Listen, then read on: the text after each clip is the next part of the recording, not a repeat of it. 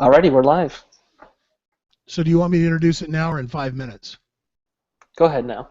Okay. Hi, everybody. I'm Kevin Ames. I'm sitting in for this hangout for Levi Sim, who's currently under the weather. He'll be back for the next one.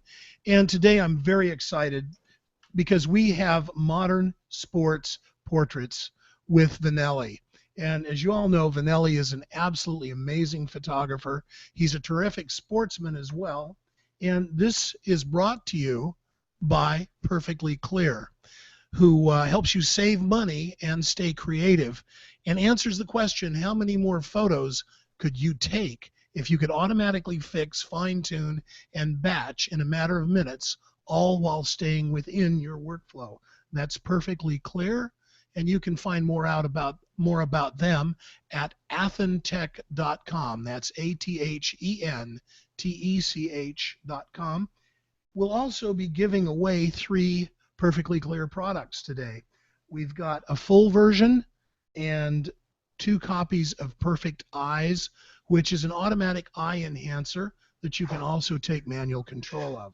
So we're very excited to have Perfectly Clear bringing this podcast to you, or this hangout to you, Modern Sports Portrait Photography with Vanelli. And I think we're going to be seeing some images. Is that right, V? Yes, yep. You want me to go through a slideshow? Yeah, let's get started with that. I'm going to share my screen.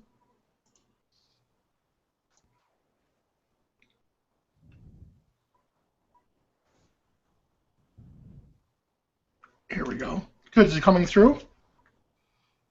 No, you may have to do it manually.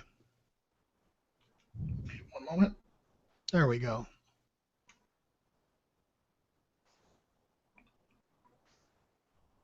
Black screen? Kevin, I think it's you. It probably is me. Can you see it, Nick?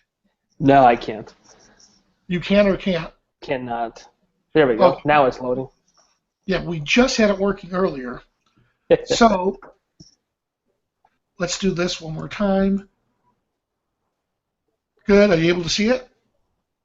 And now it's away. So V, why don't you go ahead and open those in the loop view instead of the slideshow view? Yeah, so I'll just do it like here. Now, Nick, when I do this, you're able to see these, correct? Yes. I've got them, yep. Got it. Now, but if I go full screen mode, you're not able to see it? Try go ahead and full screen then. I'm in full screen? No, we're still seeing it inside No, Lightroom's interface. Yeah, let's just stay here. Okay, so yeah, these are just, these are just, let's see. Shift tab, V. Yep, I got it. Yeah, so this right here is just, yeah, so this right here is just some of the sports highlights of the games we shot. And if you want to start doing sport portraits, I recommend start photographing some of the games first. Get to know the players, get to know the coaches, get to know, if you're doing high school, for example, get to know the schools, get to know the coaches. And once they start to see your game photos, then from here, they'll ask you to come back and see if you could do their portraits. Now, high school sports are totally different from college, which is totally different from the pros. Out of all 3 of them, ironically, the high school ones are one of the hardest ones to get into, mainly because, again, it's children, and you have to get vetted, through the school system to, to step foot on the field. Next would be the college, and trying to get a hold of the college department or the department in the college to get you on those fields is extremely difficult. But if you go through with a head coach and you make good friends with him, then he can just streamline all that stuff for you. And believe it or not, the pros are so much easier, especially for, let's say, lacrosse. We're able to get on the field and literally interact with the players. Now, that wouldn't happen with pro football or pro basketball, but being that lacrosse is, in their eyes, a fairly newer sport, it's a lot easier to get onto the field and do different things. All right? Good. Great. And this is information, if people want to get a hold of me, they can reach me any of these email addresses or websites. Take a screenshot of that, and I have no problem whatsoever if you have questions for you to email me the questions. My only request is if you ask me a question and if I give you the answer, then it's up to you to make sure you spread that on your social media or you put it elsewhere. So if other people have that same question you had, you could help them, by giving them the answers. This will eliminate repeat questions that people are sending me. Great. Well, V, those were great photographs, and I'm really excited that you could share those with us. And we've got Carmen in Spain saying hello to us. So we're now officially international with your program. I guess the best place to start after we suggest to people that they ask questions in the question pod, and we'll get to those either during the show, if it's pertinent to what V is talking about, or at the end. And the questions that you ask are how we're going to choose the winners of the 3 Perfectly Clear products. And to remind you again, we've got a full version of Perfectly Clear along with 2 copies of Perfect Eyes that we'll be giving away at random to questioners. Askers isn't a word at the end of the program. So we'll announce those winners then. Let's start. You and I are both photographers, and the thing that we probably are most excited about is light, because that's what photography is all about. So I would guess the best place to begin this discussion of modern sports portraits is with how do you light them? So here's my question, V. How do you light them? What's your lighting setup? Yeah, I'm going to share my screen. You're able to see this, I hope. Yes. Perfect. Okay, so ironically, for this style of shoot, we're going to get that gritty type look. In fact, let me give you an example. Okay, so for this gritty type look or effect, believe it or not, we actually have to light it the wrong way. We have to, let me pull it in here, Shift Tab, there we go. You're still able to see that, correct? Yep, I'll tell you if your screen goes black. Don't count. Gotcha. All right, so for this particular look, we actually have to light it with harsh light. And the reason for the harsh light, it's going to produce very powerful shadows for a very strong-looking photo. So yeah, it'll be more contrasty too, right? Exactly. Yep. So what we want to do here is we have 2. We're going to start with a black background. So depending on what you want your final output to be on, for my style, I love having that black background just because it adds more of a dramatic look to the image. You want to keep your subject maybe 10 to 15 minutes or 10 to 15 feet away from that black background so we can make sure we throw that completely black.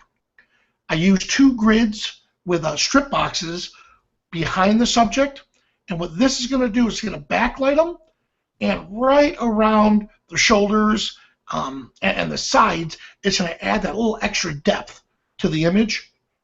And then the key light we're going to use is a beauty dish. Now, normally I use Westcott's strip boxes here because I do a lot of portable location shoots, so it's real easy for me to put a bunch of speed lights. We'll have 3 speed lights, a couple strip boxes, and then the rapid box. Throw in a few light stands, and now you're ready to go onto almost any location. You could go to the school, you could go to the sporting complex, or you could bring them into your studio. Now, for the lighting, here's the lighting setup here. The light ratio that we try to work with, since we're dealing with uniforms and we want a nice strong texture to that uniform, we want to shoot around f4 to f8. So this way we'll get everything in focus and we'll be able to see the textures of the uniforms. In the beginning, I used to shoot 2.8 because that's what I always did for models, and I just love shooting at 2.8. What I noticed with the sports stuff, the problem with that is the face looks really good, but then it slowly, the focus slowly fades off on the uniform and the back of the shoulders. So by shooting F8 or F4 to F8, I'm able to get that strong texture. All right. So here's the lighting setup, and here's again, I just did this just so you can see what it's looking like. A simple black backdrop, and we have the two grids with the strip boxes coming in from the side. Now the reason why we did the grids is so no light spill will fall off onto that black backdrop. Without the grids, yes. Got a quick question. Yep. This is from Cecil Ramsey. He wants to know if women in sports are lit the same way or if you do something different. Perfect. So, and I'm glad you brought that up because we photographed a bunch of the female lacrosse players, female soccer players, and a few of the female basketball players. It is lit the identical way. The difference is in post, we want to smooth out the skin, and we want to add a little bit different twist to the image itself. But to answer the question, yes, the lighting is still going to be the same.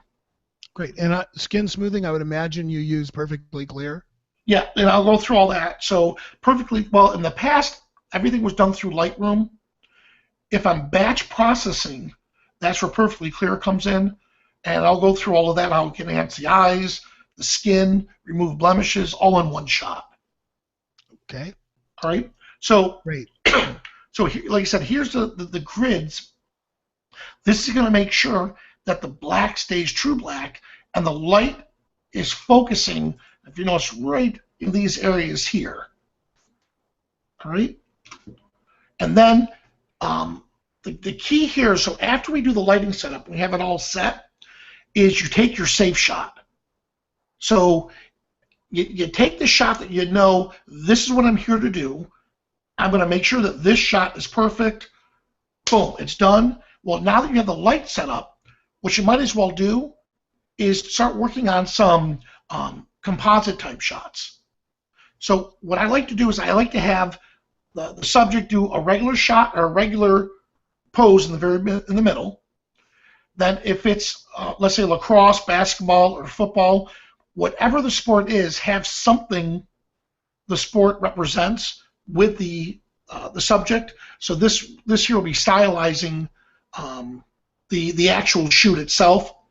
So have him hold it in his left hand, then have him hold it in their right hand. So here's the shot with one subject. Here's a shot with another subject. And here's a shot with a third subject.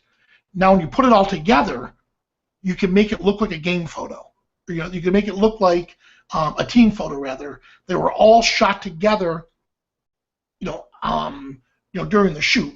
But in reality, you have them all individual. Now, the question somebody should be asking is, why go through this trouble of masking out the areas, masking out the players, and making a composite like this? Number 22 happens to be my son. So I love this shot because it looks like he's the captain of the team. Well, in reality, this gentleman here is the captain of the team. Yes, Kevin. Yeah, do you see V's screen? One of our clients says the screen is down. Let me take a look. It looks like the screen is up. Yeah, because I see it too. Okay, keep going, V. Sorry to interrupt, but we're trying to make sure this is good for everybody. Yep, good. So, and while V's doing that, we do want to remind everybody that we have copies of Perfectly Clear to give away to people that submit questions. So, and right now the customer says, I'm only seeing Vanelli on the screen at the moment. So we might want to check that screen share. I see the picture of your son and the team. Gotcha. Okay, I'm going to stop sharing for one moment, just to be on the safe side. We'll come back to here, and let's share the screen again. Good. Are you able to see it? Yes. Okay. All right. So Now, and keep in if mind, anybody's not seeing it, please chime in and give us some background. Remember, of course, we're recording this, so if you don't see all of the screen, you'll be able to go back in the live or the live, well, not the live, but the recording of it. You'll be able to see it with the screens. Gotcha. All right, so back where I was saying, so this gentleman here behind him is actually the captain of the lacrosse team. But the way I shot it, it looks like Alec, my son, is the captain.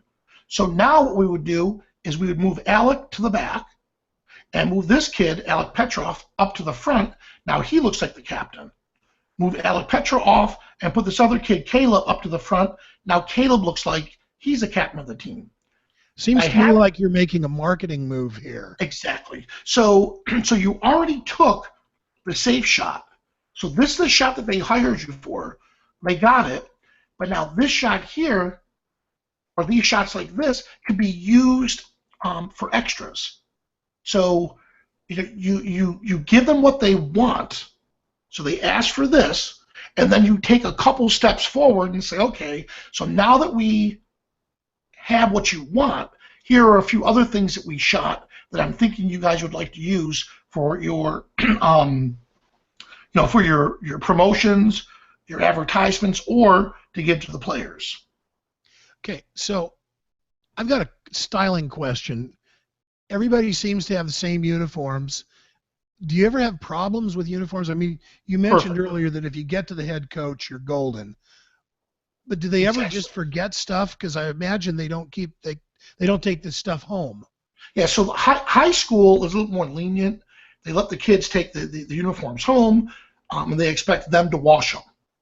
When it comes to college, they have an equipment manager, and that's the person's sole job is to take care of that uniform.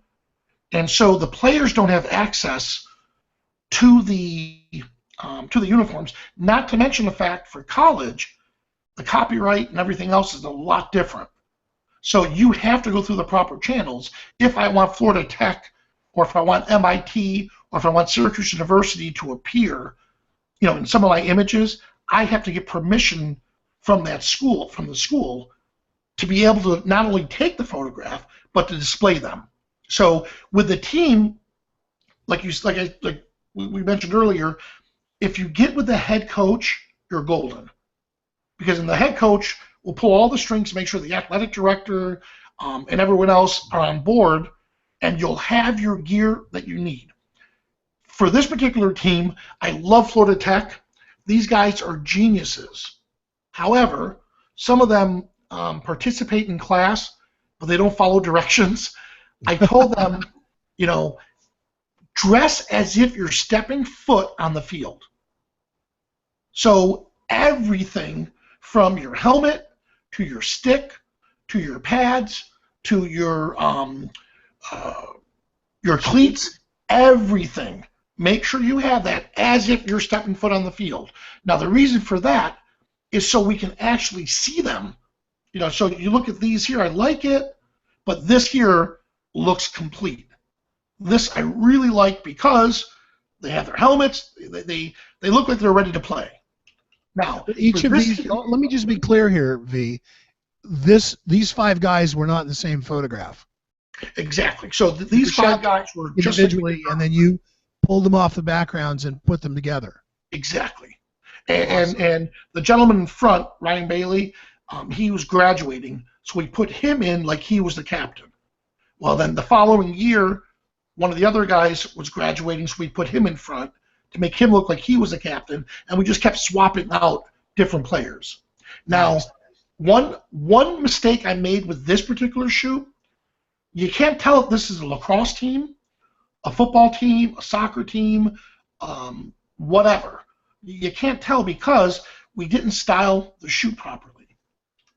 By adding a lacrosse stick, now you know that this is lacrosse.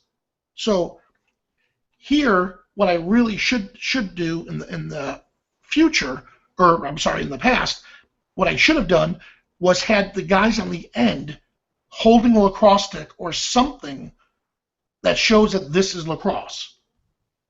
So that's why this particular image works well, because now you definitely know He's holding the lacrosse stick.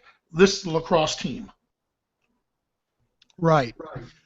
So you talk about shots being used different ways. How would you do that? Yep. Now, before I get to that, if you notice right here, he didn't come with his uniform.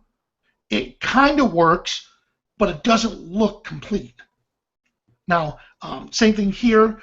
They wanted just simple headshots to put in on their website. So in this case, no, he wasn't dressed up in his uniform, but we still have his shirt that says, what the sport is. Right.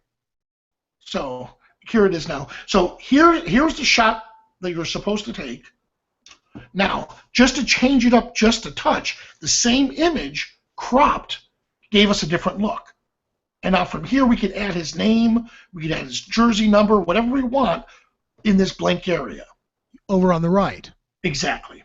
And that would make another product that you could sell. Exactly. So, and here's a shot of my son. I wish I could say I took this shot. I was the monkey that actually pushed the shutter speed. He set the lights up.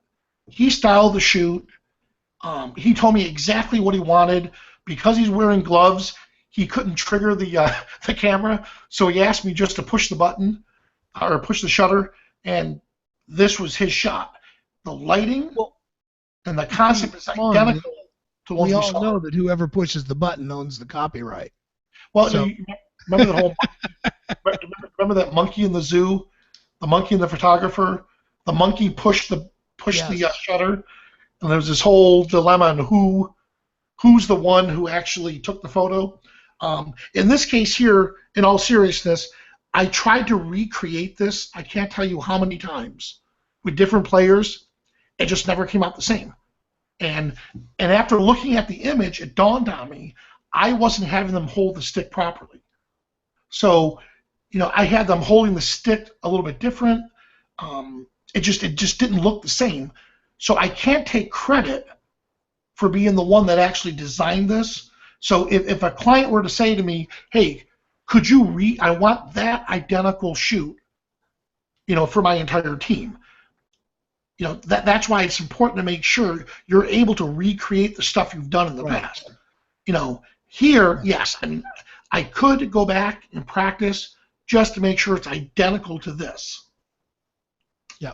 Well, now, I've looked at a lot of your pictures over the years, V, and I've noticed that you've got a lot of, you put special effects, and I particularly like your fog. Yeah, this effect. And, I thought for the longest time you were doing it in Photoshop, and I realized probably not. Do you want to open the kimono a little bit and share how you get this really great effect?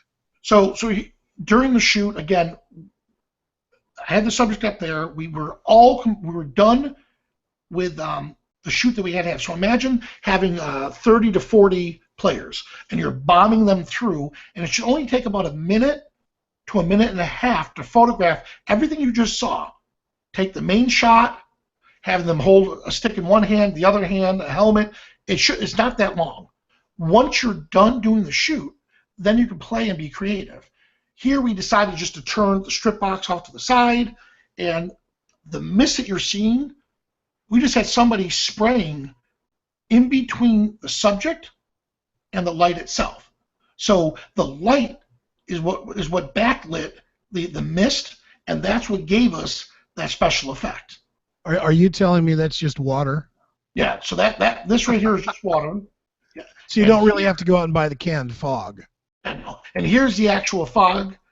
This gets a little bit more complicated because, again, if you have a really good assistant, they know how to, start with the fog machine low and just puff it all the way up. So, it starts low and then it builds up and it comes up.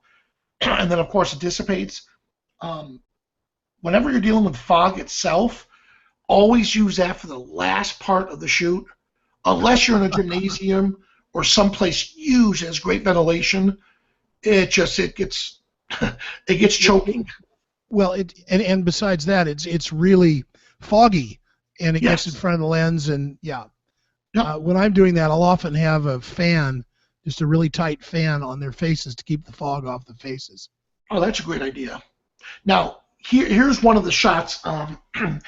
This was not shot properly in the camera. Okay, so, well, now let's talk about that for a minute. You're a pro, right? Yes. Say yes. Yeah. I know that this shot, I know that you did this for purposes of example because you shoot tethered all the time, don't you? Exactly. Could you explain to our audience that's listening what you mean by shooting tethered? All right, so imagine this. So you're dealing with 40 athletes, and let's just say you have more control over a kindergarten class than you do with a bunch of athletes. You know, they're extremely pumped, motivated, gung-ho, and that's great. So to keep them entertained, what I love to do is shoot tethered. Now, I use a Wi-Fi or iFi card because I'm shooting with a Nikon D810, and a D810 doesn't have wireless tethering built in. Now, I could use a cable and connect, you know, my camera directly to Lightroom, you know, and tether that way. So that's one option. That's more of a secure option, and you don't have to wait nearly as long. I like to use a Wi-Fi card. So as I'm shooting, the players could use an iPad. They use Lightroom. They could look at the images that are coming out, and if I notice something is wrong, so if I start doing the test shoots, and like in this case here, let's say this were the test shoot, and I notice it off to the side, I have him off of the black background, I can still shoot, but there's going to be a lot of work that I have to do afterwards in post. So this is where tethering comes in. Tethering helps me see what I'm actually doing so I can get the shot right in camera. Now, inside Lightroom, I can also automatically have it add that grid look. So the moment it comes into Lightroom, it adds that grit effect, and so it looks like it's a completed piece of work. And so the players are watching it, and you'll be amazed at them. They just look at it thinking, oh my God, that's incredible. How did your camera do that? Now, they all think it's done in camera. You know, in reality, you're just using Lightroom just to give a little display of what the final image is going to look like. Now, as photographers, what you're doing is teaching them that they can't do that with their iPhone. So as photographers, what we're doing really is we're seeing what the effect is having on our image. So if the image isn't stylizing correctly, then I may have to tweak the lights a little bit more. So, right. So in my mind, I know what I want, and I want to make sure that I'm able to, you know, reproduce it. But I have to make sure that it's not going to take me extra amounts of time in Lightroom or Photoshop. I might as well just get it done in camera. Right. So, you know, so by shooting tethered, you're able to bring it in, apply what you want, and it gives you about maybe a 90% to about maybe 95% completed look. And then you can make a decision, do I continue from here, or do I stop for a moment, reposition the subject, reposition the backdrop, move a light, or whatever. And it sounds like, oh man, I really don't want to do that. That's just a little extra pain. Well, it is. However, let's see. Let's hope this works. I'm going to go into the development module. Are you guys able to see this? Are you able to see my edits? No. You see it, Nick? No, I'm so you don't not seeing anything there at all. Yep. But if you want to, why don't you? Yeah, I'll go back to the original right here, V. Why don't you just take a quick moment, do it in the develop module? Why I tell people about our sponsor and ask them to ask questions. Gotcha. All right. So while V is slipping into the develop module, and please remember that you'll be able to see this in the recording, and the link will be posted on Photofocus when we're all done. So one of the things that we've got to share is that we want questions, and if you ask questions, you're automatically entered into the contest to win a full copy of Perfectly Clear or one of 2 copies of Perfect Eyes. Perfect Eyes helps you enhance eyes automatically, and it's got built-in eye recognition. Truly an amazing piece of software, and these are pretty terrific values. So please be asking questions, and there you see the finished image. So you see, it didn't take V very long at all to get rid of that background that was unsightly, and of course you wouldn't have gotten it in the first place because you were shooting tethered, and you could see what the camera was seeing after the fact. Because sometimes you're so concentrating on the face looking through the camera that you don't see all the edges. Exactly. So, and just to do that quick fix, all I really did was I went into the develop module, and then from there I created an adjustment brush and slid all the values off to the left-hand side. So, and I call it pitch black. So I put the exposure to a minus. Let's see. -5. Yeah. So I put the exposure. Now, if I do this, you can't see the image, but can you see my settings? I see the image now, actually, surprisingly enough. Oh, okay. So now you can see it. So for that pitch black, I came up here, and under pitch black, I just took the exposure value down to a -4, the contrast and the highlights, and the shadows, I kind of bumped it up, and all that's doing is letting me come in here and paint away the distraction. That works great for black. Obviously, it wouldn't work great for white. So imagine doing the same exercise, and then I have to go through 75 to 100 images and have to fix each and every one of those. Now, that's a royal pain in the neck. So once again, you get it done right in camera. This part's much easier. All the more reason to shoot tethered. Yep. Now, okay, good. So we're able to see this, correct? Yes. All right. So why don't I do this while I'm at it? Here's the sports grit look. So if I click on the sports grit look, let me show you what we just did with it to get this type of a look. Let me pull this back just a touch. Anything happen, V? Oh. Are you seeing any changes? I'm not. You are on your screen, but I'm not on my screen. Let me do this. Come through on the recording. There you go. You got it now. All right, good. So what I'm going to do is this. This is the final look of the image. I'm going to go back to development. Now from here, you're able to see my settings off to the left, or to the right, I mean. Right. Good. Okay, so to get this particular look, what I want to start with is I'm going to dial the highlights back just a touch, and then for the shadows, what I want to do is I want to deepen the shadows. So I move the slider off to the left. I left the whites alone, and for the blacks, I'm going to put about a +40. What I did was I started with one image, and then I tweaked these settings here just to see how my image is actually looking. And so I liked how I got the image, the base of the image looking good.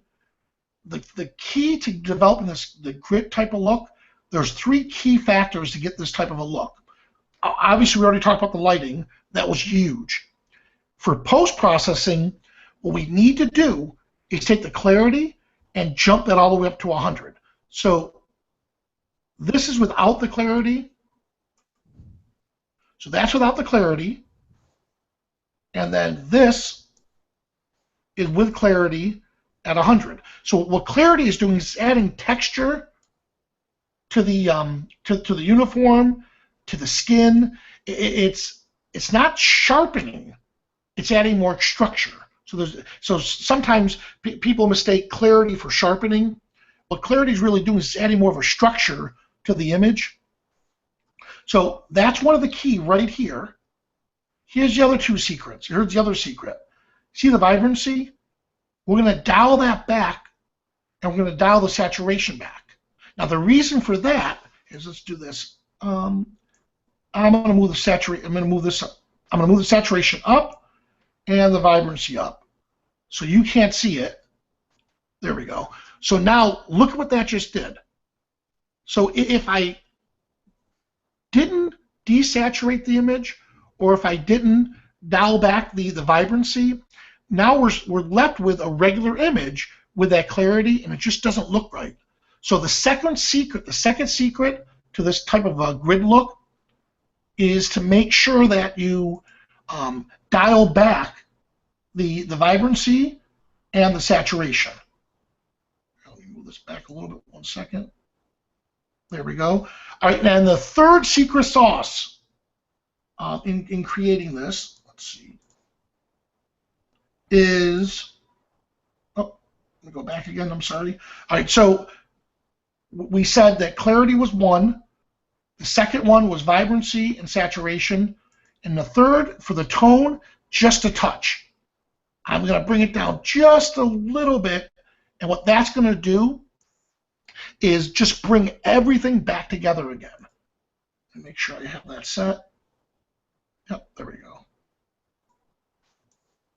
There. So just by adding that little extra in the tone, what I'm able to do is just darken it down just enough to make it look really sharp. All right.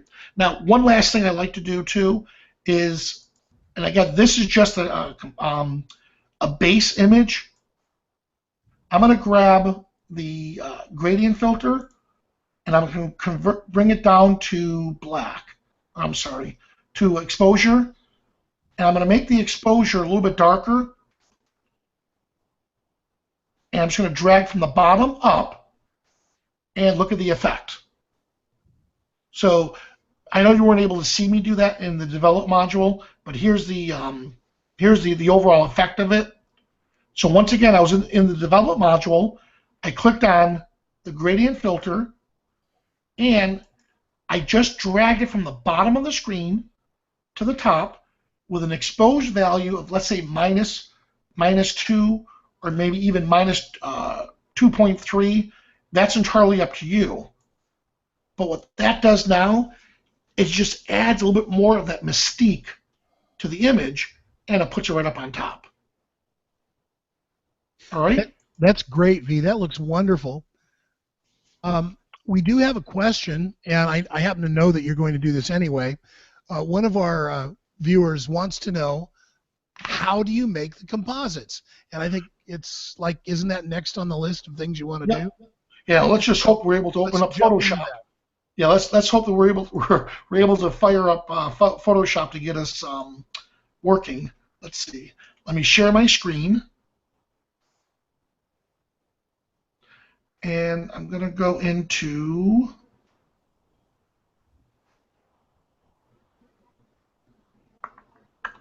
good. Let's see.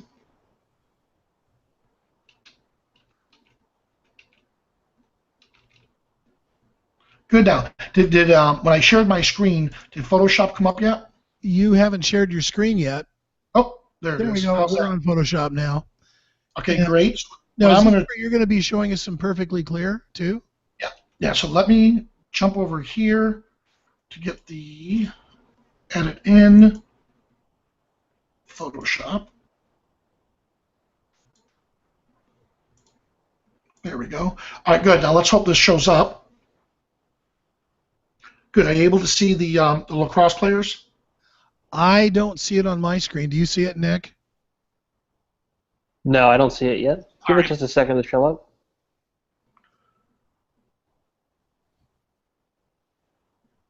I love technology, and sometimes I hate technology. So let me do this. I stop sharing for a minute, and V, go ahead and share your entire screen instead of just a program. Okay, so will that be screen 1, correct? Now it's going to give you that little looping effect. That's fine. Go ahead and minimize that. Now do you see this? Yes. Great. Now do you see Photoshop? Yep. Go ahead and open that up. There we go. Now we see it just fine. Perfect. Okay. So with the final, the final image is this here. What I did, let me get all the way to the bottom, is you design it for the way you want it to, your end result. So I'm going to design the actual template for what the final print's going to be. So image size. So this is going to be, okay, a 20 by 10 print. So imagine me almost like a panoramic type of print. So it's going to be 20 inches across, 10 inches down. So once I get started with that, now we bring in the player. So this is what the player looked like. I did a really bad hack job on just extracting from the background, but because it's on black, it's not going to make that big of a difference. And if somebody wanted to do a really good job, they could pen tool it, for instance. Exactly. And use a fine edge to take care of the hair. Yeah. So, which is fine because, again, you can't tell the difference with this here. It still looks great. And that was something I struggled with, not to be a perfectionist on certain things that's not going to make a difference. Like at one point, I went out of my way to make certain images look a certain way, but then when I applied a special effect to it, all that work I just did just disappeared. So like in this case here for this gentleman, since he's in the back, I didn't have to extract him from the background. So he's all set. Let's see. So this third image, look what I did here. I placed him in, and then I figured out what did I have to do to extract him out of the background. Same with this person. Good, so I had to go do a full extraction.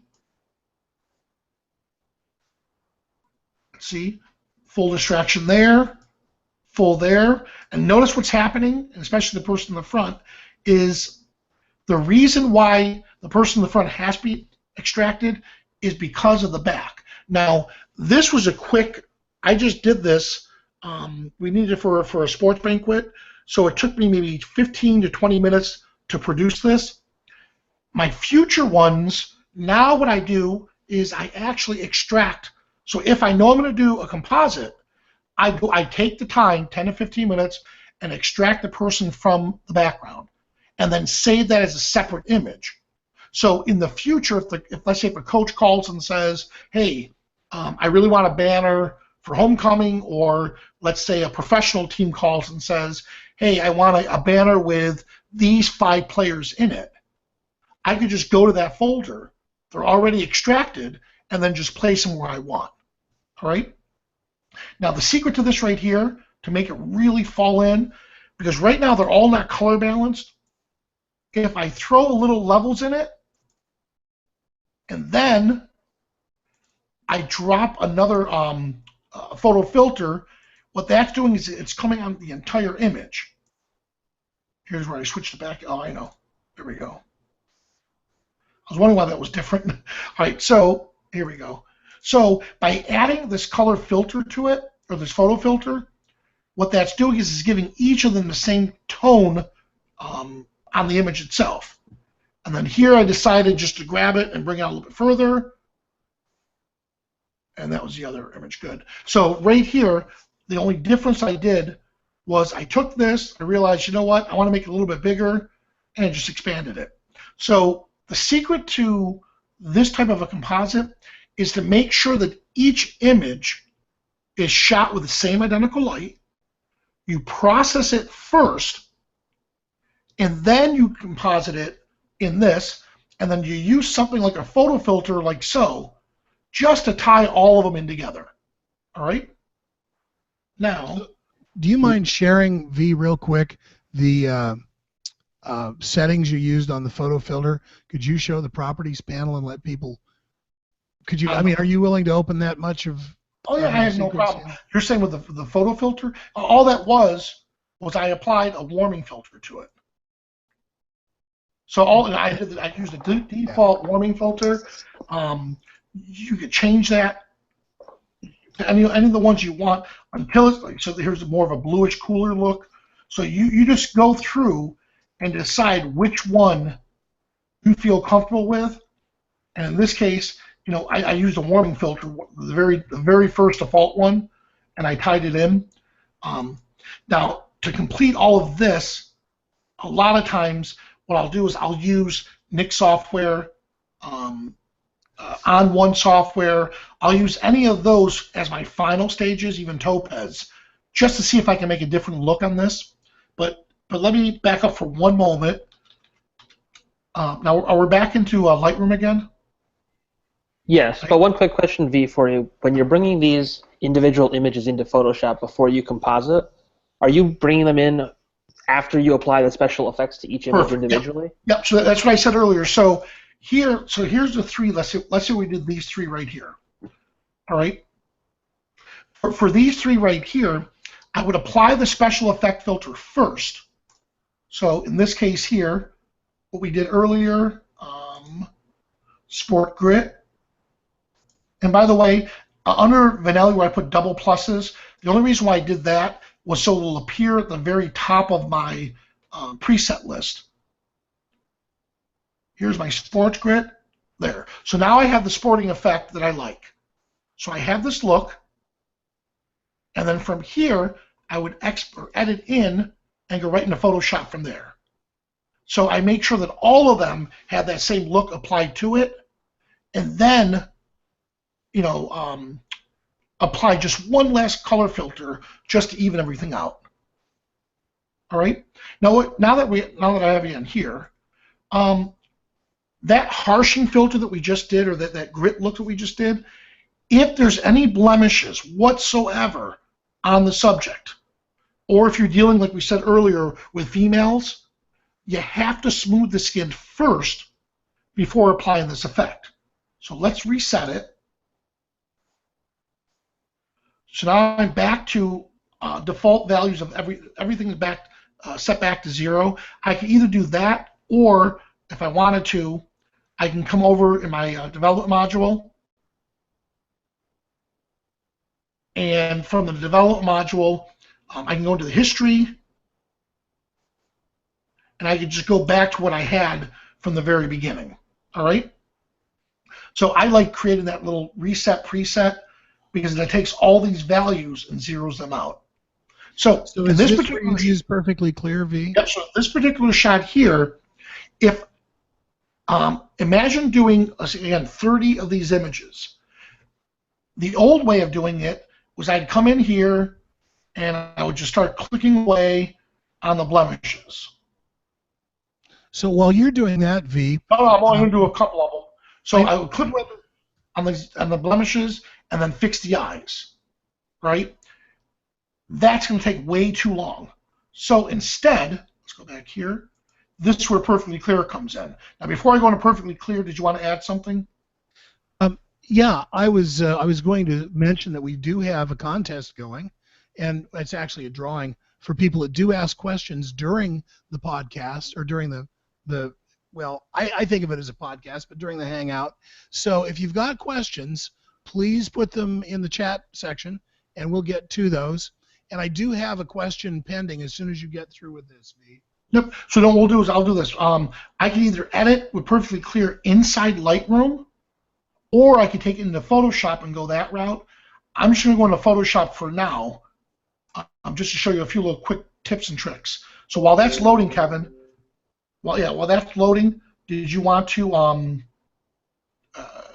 go through what you were about to say? Yeah. Well, we've got a question here, and it goes back to stylizing. And the question is, how can you incorporate aspects of the athlete's personality or attributes specific to a particular sport in post-processing?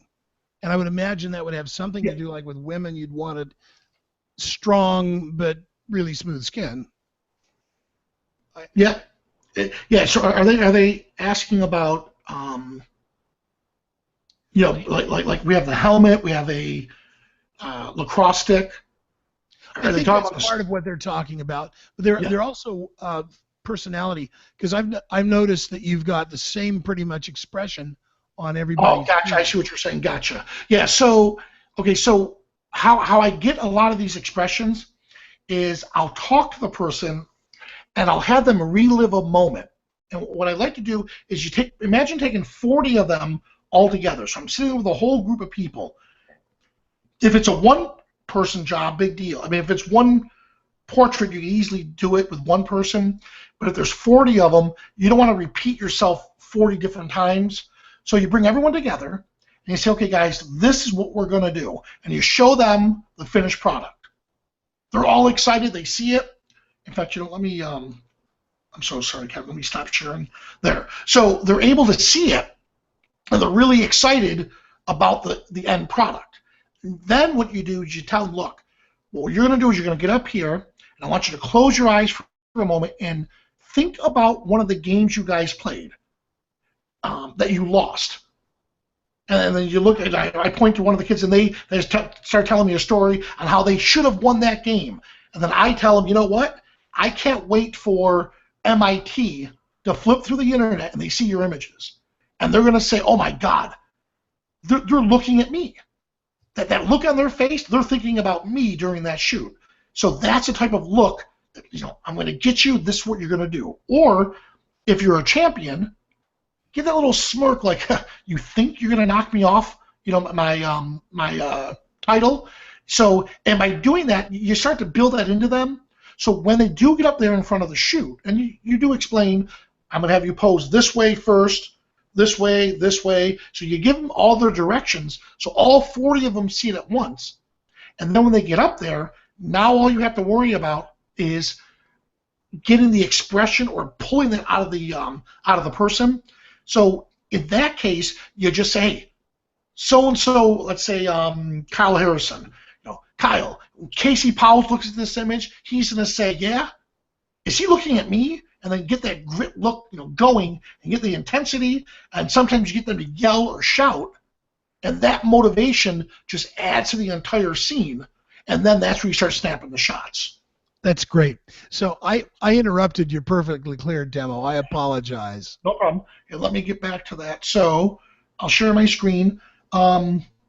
And for those of us, while he's getting the screen share, for those of you that would like to get in on the Perfectly Clear giveaway, we've got about 8 minutes where you can get a question in, and we're giving away a full version of Perfectly Clear along with 2 copies of Perfect Eyes to people that are viewing today. So you have to be viewing, you have to give us a question, and that's Perfectly Clear.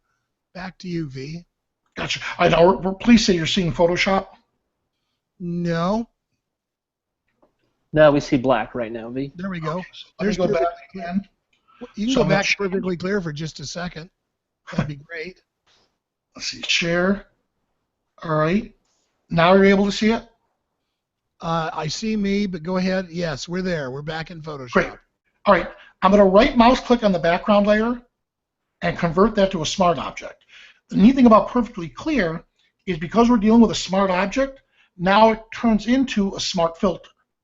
And I'm going to open up Perfectly Clear, and now a smart filter is going to give me the ability to go back and make changes to the Perfectly Clear settings.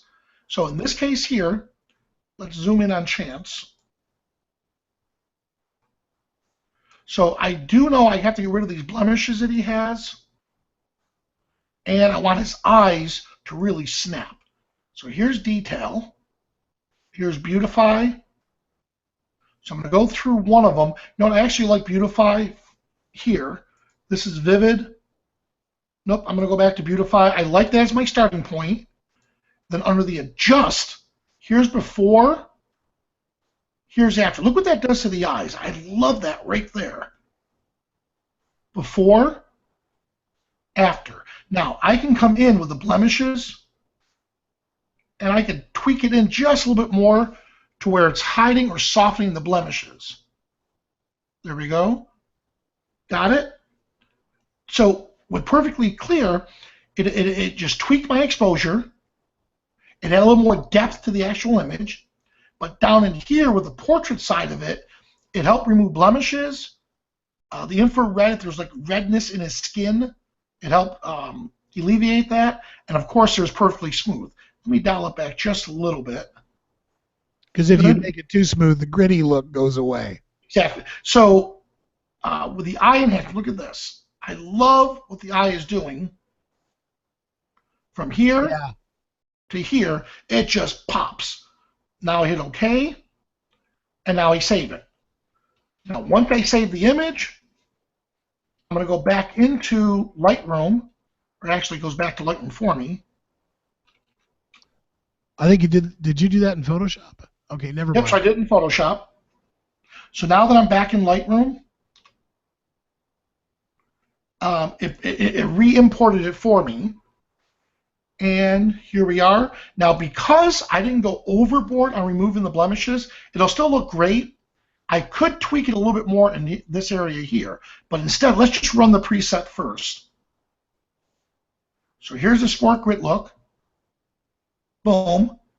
And the only difference here is because it's a PSD, it's a Photoshop file, it loses some of my camera settings for the white balance, which is not a big deal. Okay, click on here, and let's just say bring it back a little. There we go, right about there. Too much. There. So, and we highlight Okay, down. V, while you're doing that, Carmen says that all of your subjects seem to be serious. Is it better to have a serious subject to portray strength, or do you occasionally have a smiling subject to portray the happiness of achieving success? Again, that's your decision.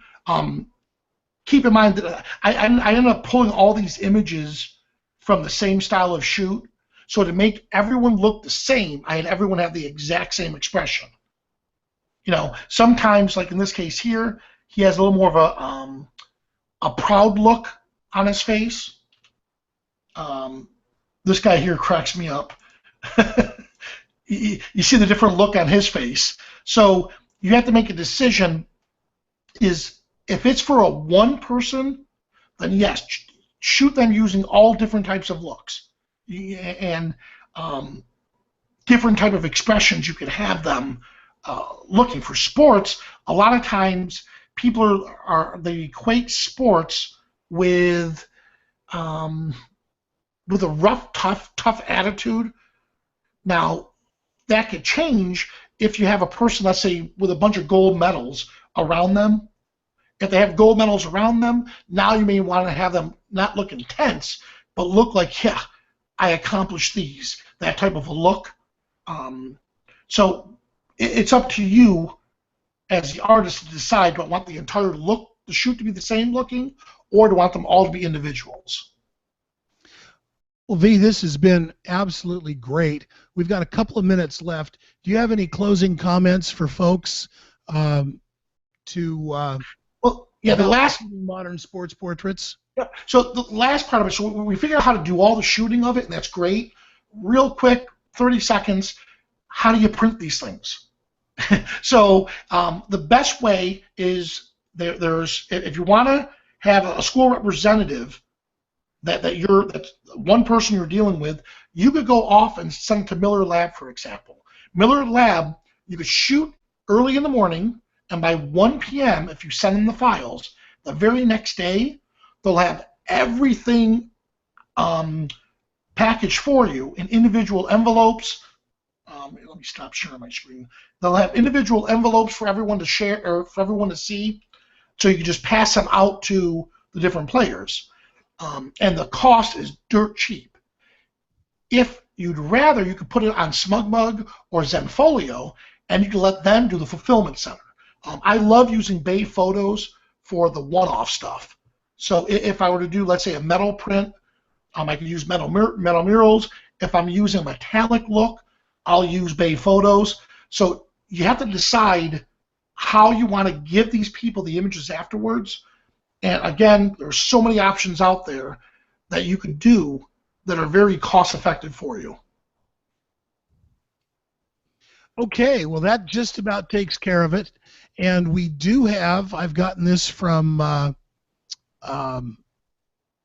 gotten the cue from our producer, and the people who are going to receive perfectly clear eyes are Cecil Ramsey and Zonia Moore.